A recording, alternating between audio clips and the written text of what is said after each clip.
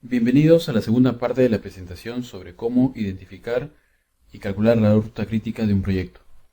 Este es un material desarrollado para el curso de preparación para el examen de PMP que imparte Ingeniería y Servicios Tecnológicos. El contenido de la presentación completará los puntos desarrollados en la primera parte, que incluyen el punto 5, revisando la resolución de las preguntas relacionadas a la ruta crítica por medio del método del recorrido hacia adelante y hacia atrás. Finalmente, daremos algunas recomendaciones para tener en cuenta en el examen. En ambas partes estamos explicando cómo dar respuesta a las preguntas típicas del examen para PMP.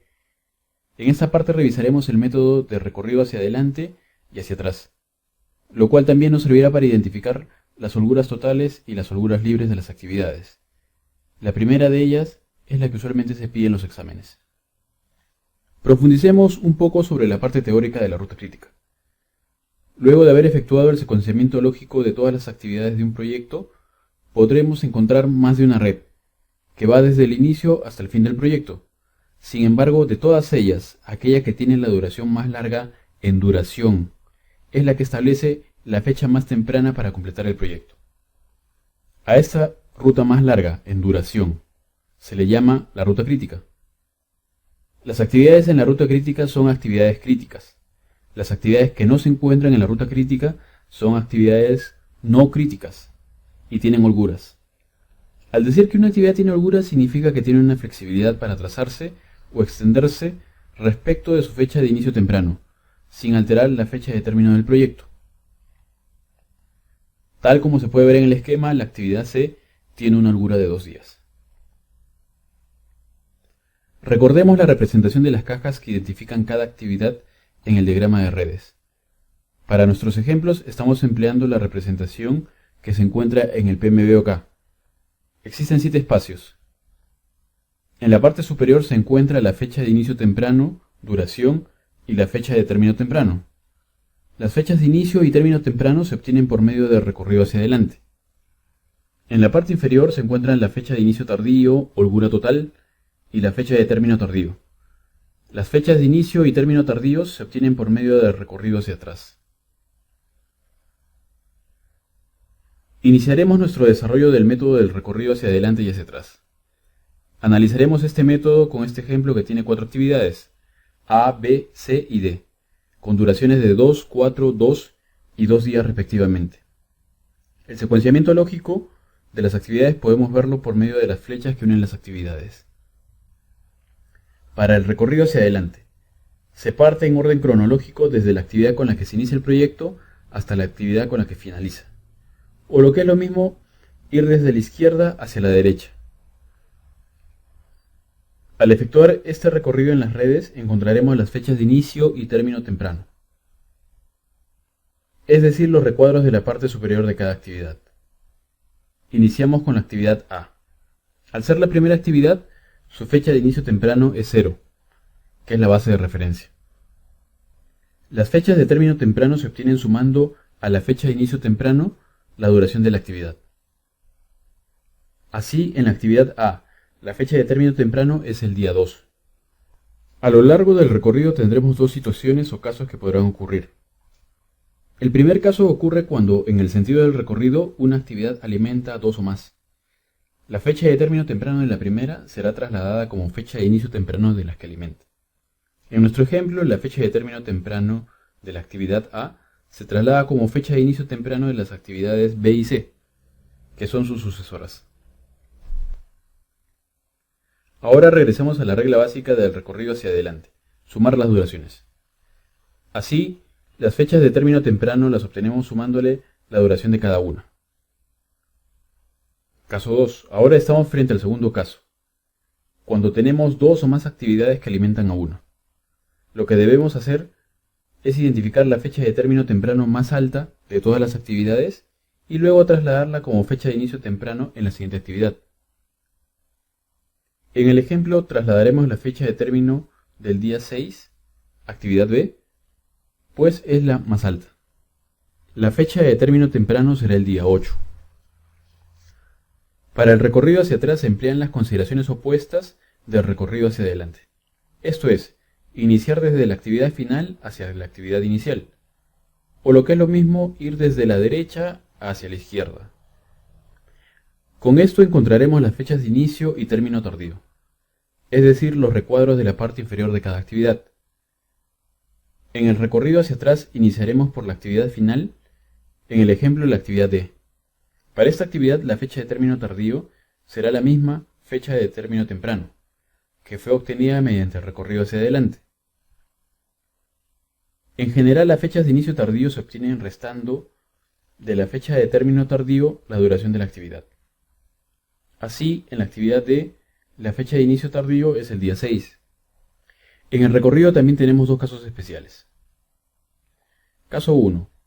El primer caso ocurre cuando en el sentido del recorrido tenemos una actividad que alimenta a dos o más.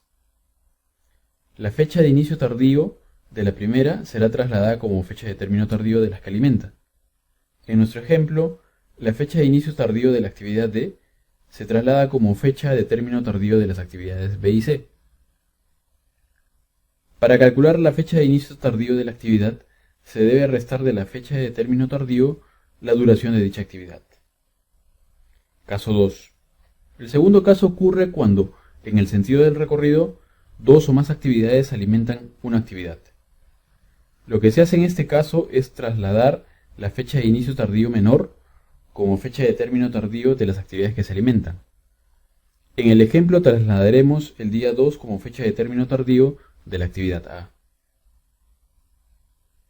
La fecha de inicio tardío de la actividad A será el día 0. Cálculo de la holgura total y libre. Hemos finalizado el recorrido hacia adelante y el recorrido hacia atrás. Como podemos observar, hemos completado la información de las actividades, a excepción de la holgura total y la holgura libre.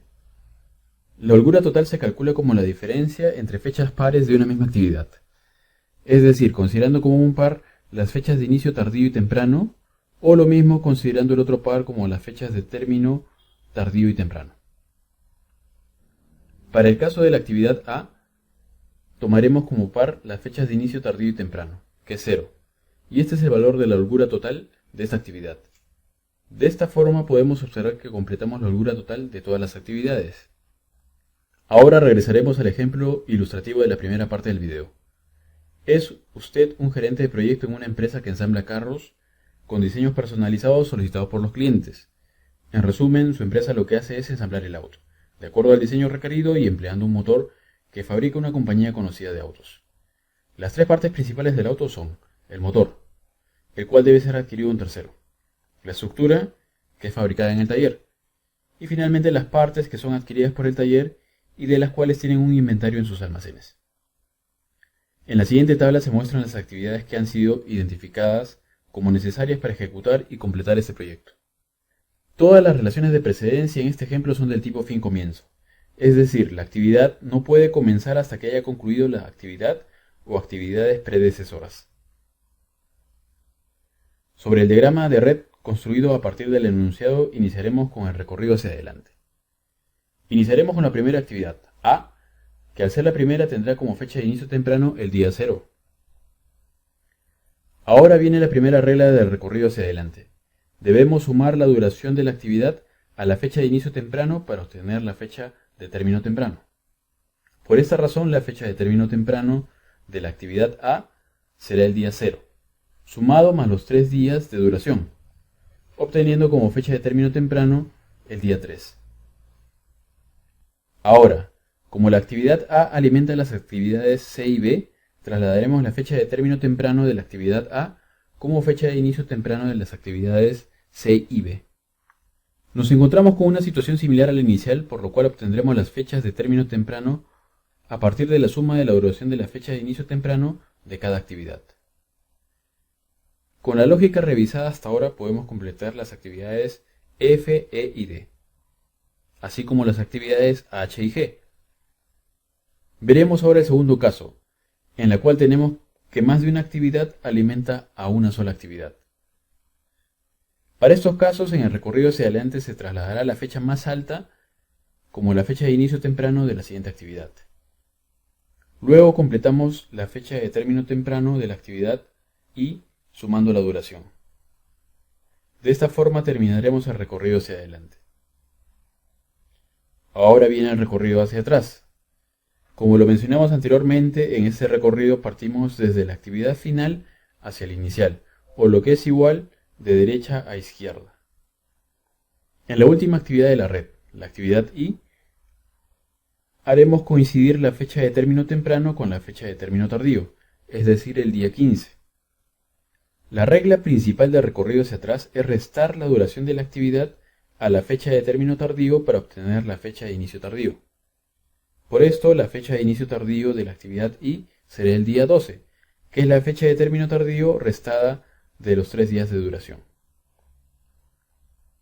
Ahora, como la actividad I alimenta las actividades F, H y G, trasladaremos su fecha de inicio tardío como fecha de término tardío de las actividades F, H y G. Con esas mismas reglas, podemos completar las fechas de término e inicio tardío de las actividades C, E y D. Seguimos avanzando hacia la izquierda y veremos ahora una nueva situación, en la cual tenemos que más de una actividad alimenta a una sola actividad. Para estos casos, en el recorrido hacia atrás se trasladará la fecha de inicio tardío más baja, como la fecha de término tardío de la siguiente actividad. Es decir, trasladaremos el día 8 como fecha de término tardío para la actividad B, y restando a esta fecha la duración obtenemos su fecha de inicio tardío, que es el día 3. Nos encontramos nuevamente con esta situación y como forma de repasar esta regla en el recorrido hacia atrás, categorizamos como en el caso en el que 2 o más actividades alimentan a una en el sentido del recorrido hacia atrás. Se traslada la fecha de inicio tardío más baja como la fecha de término tardío de la siguiente actividad, y restando a esta última su duración se obtiene la fecha de inicio tardío. Las holguras totales las obtenemos mediante la resta de pares. Un par puede ser las fechas de término de una actividad o las fechas de inicio de la misma actividad. El resultado será el mismo. Así, por ejemplo, para la actividad C, tomando como fecha pares las fechas de inicio, tenemos que la holgura total sería 5 días menos 3 días, es decir, 2 días de holgura. De esta misma forma obtenemos las holguras totales de todas las actividades. Identificamos la ruta crítica como aquella red que tiene holgura 0 o lo que es lo mismo aquella más larga en duración. Para nuestro ejemplo, la ruta crítica que tiene holgura 0 es la formada por las actividades A, B, D, G, I. También comprobamos que es la ruta con la duración más larga, 15 días. Para calcular las holguras libres debemos aplicar una fórmula sencilla. La holgura libre de una actividad es igual a la fecha de inicio temprano de la siguiente actividad menos la duración de la actividad menos la fecha de inicio temprano. En caso exista más de una actividad posterior a la actividad que evaluamos, se tomará la fecha de inicio temprano menor. ¿Pero qué es la holgura libre? La holgura libre expresa la flexibilidad que tiene una actividad para trazarse respecto a su fecha de inicio temprano, sin que afecte el inicio de la siguiente o siguientes actividades. Para la actividad A se tienen 2 actividades posteriores, cuya fecha de inicio temprano en ambos casos es 3. La holgura libre será igual a esta fecha menos la duración y la fecha de inicio temprano de la actividad A, que es 3 y 0 días respectivamente. Es decir, la holgura libre será 3 días menos 0 días menos 3 días, dando un valor de 0. Calculamos la holgura libre para otra actividad, ahora para la actividad F. Esta será de 2 días, pues la fecha de inicio temprano de la siguiente actividad es 12, y su duración y fecha de inicio temprano es 3 y 7 días respectivamente. La resta es 2, que es la holgura libre. Esto significa que la actividad F puede atrasarse hasta 2 días sin que afecte el inicio de la actividad sucesora I. Con este mismo criterio podemos calcular las holguras libres de todas las actividades, a partir de lo cual también podemos inducir algunas reglas. Primero, la holgura libre es igual o menor que la holgura total. Y segundo, la holgura libre de las actividades críticas también es 0. Cerraremos esta parte del video con algunas recomendaciones para que refuercen su proceso de preparación para el examen de PMP. Primero, enfatizarles en el tema de la práctica. La frase dice que la práctica hace al maestro. Por eso los animamos a revisar los ejercicios adicionales que pueden revisar en el vínculo que aparece en la pantalla. La segunda recomendación va orientada para el momento mismo del examen. La recomendación es mantener cierto orden y organización en el desarrollo de los sustentos, los diagramas, de tal forma que puedan revisarlo rápidamente, pues ha habido casos en los cuales sobre un mismo enunciado se realizan más de una pregunta.